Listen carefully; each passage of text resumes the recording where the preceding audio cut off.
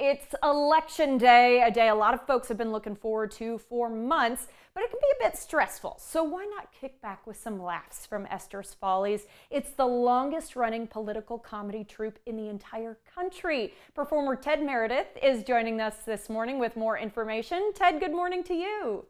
Good morning. So glad to be here. Yeah, happy to have you. Can you tell us more about creating political satire during an election year? We've got people who are pretty entrenched on both sides. So how does Esther's keep it balanced? Yeah, certainly. Well, fortunately, we are not a news organization. So hopefully no one is using us as their only source of information.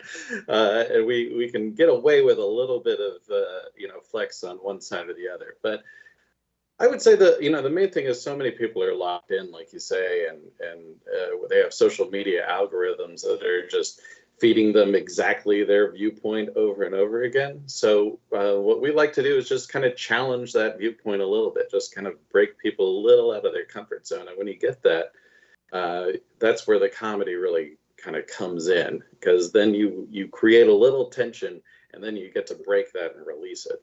Yeah, sounds good to me. And people are looking at some really cool video of previous shows. We'll talk a little bit about the magician part that they're showing there, but as someone who has seen your shows, I love the interaction outside that happens as well as, just being inside the building. Can you tell me just a little bit about how you do that?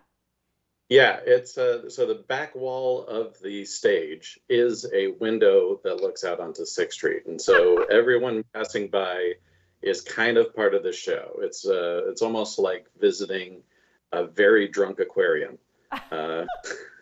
But yes, you are because safely, we're talking 6th Street. yes, 6th Street. Yeah, it's hopping, and we're right at the corner of Red River as well. So you get a nice mix of people, mostly coming and going right past our window. They don't tend to linger for too long. They're always on their way to something else. Sometimes they are actors themselves, and sometimes they are just innocent bystanders who get a little something said to them. It's a lot of fun to be in a live Yes, the audience. little secret is that we also use it as a backdrop so that we can jump in and join it. It's really fun. You actually perform as Trump, as we go back kind of to this political discussion. He is someone who really has some definite characteristics when it comes to his manner of speech, that sort of thing. How do you prepare for your role as Trump? For sure. Yeah, well, at this point, it's almost like putting on an old shoe, because I've been playing Donald Trump for the better part of a decade now, ever since The Apprentice days. And a big part of it is the hands, right? You need the gestures are a huge part of it. And then just slipping into the voice, getting that sort of look, that pensive sort of like, I know what I'm doing sort of face. And then, of course, there's my wig, which Oh really boy. raises everything to another huge level. Well, you look fantastic. And I could see Tamika, who's another stage player, out there in a pantsuit. I'm guessing that's our Kamala Harris, yes? That's right. Yeah, she joined the cast originally back during the pandemic, when we were shut down and producing videos for Patreons for some of our diehard fans when we weren't able to do live performances, and we were able to bring her back for election season, and she might be sticking around. We'll see. Okay. Let's look back at Or Esther's what I history. actually say, she's definitely sticking around. I was gonna say, we Both love of her. us will still have jobs no matter how you vote.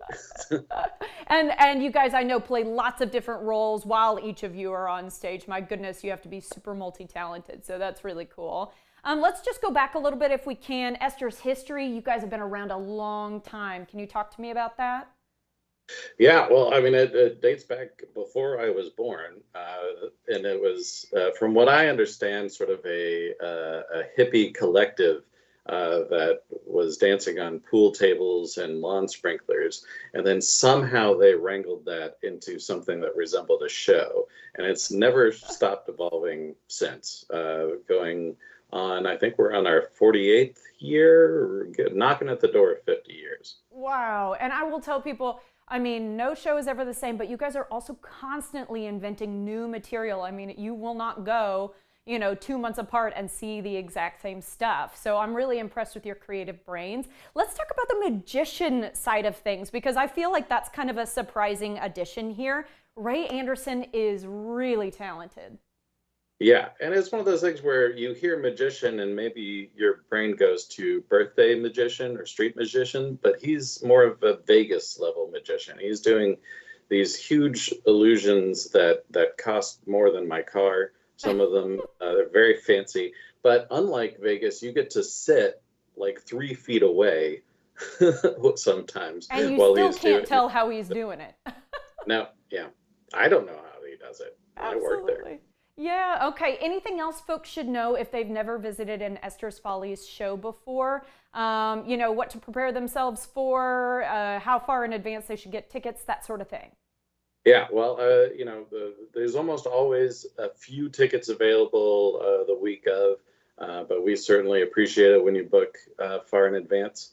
There are certain zones that if you want to know who's going to get picked on stage, we can certainly direct you towards or away from those seats. Gotcha.